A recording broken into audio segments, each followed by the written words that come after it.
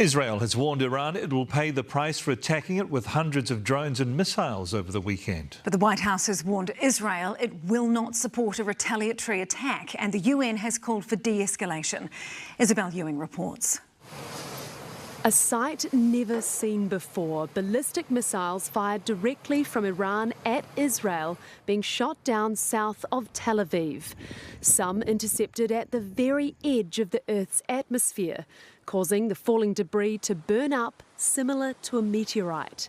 But this was no force of nature, rather the decades-long Israeli-Iranian shadow war breaking into direct conflict. The Middle East is on the brink.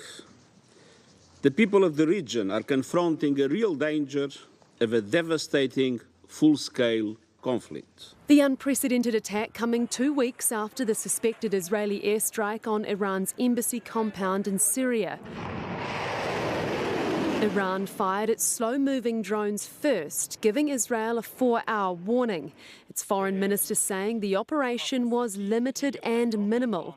There was only one casualty, a 7-year-old girl, and light damage to an Israeli airbase.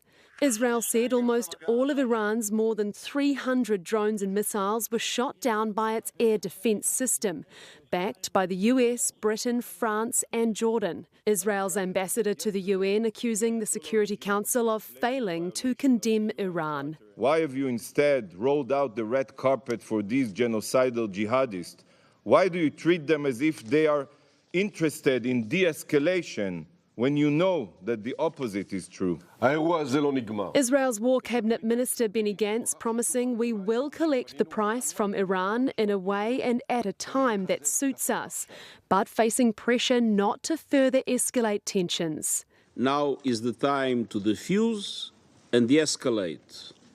Now is the time for maximum restraint. While the White House is understood to have told Israel if it launches a reprisal against Iran, it would be on its own. The president's made it clear we're not looking for a war with Iran. We're not looking for a broader regional conflict. And everything we've been doing since the 7th has been designed to prevent that outcome. A former Israeli diplomat to the US says escalating the conflict with Iran would detract from growing anger at Benjamin Netanyahu's mishandling of the war in Gaza.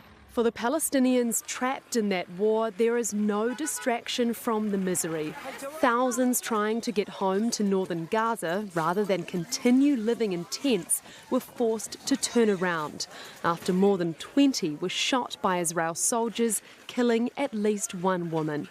For a land plagued by suffering, this new development is prompting fears of a further escalation of conflict in the Middle East.